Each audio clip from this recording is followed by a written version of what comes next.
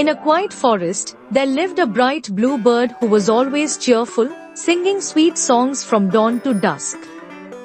But one day, a storm came and blew away the bird's favorite nest.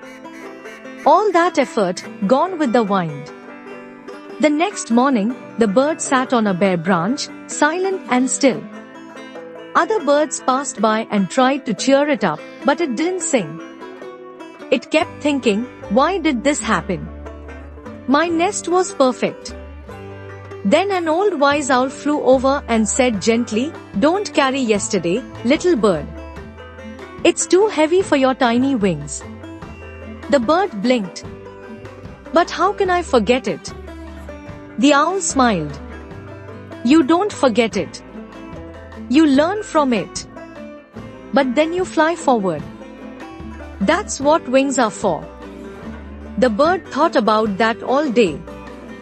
And the next morning, it flew to a new tree, picked up a twig, and began building again, humming a soft, new song as it worked. The song wasn't sad. It was hopeful. Every day, it added a little more to the nest, and its heart grew lighter. It didn't carry yesterday anymore, only dreams of tomorrow. And soon, the song returned, brighter than ever.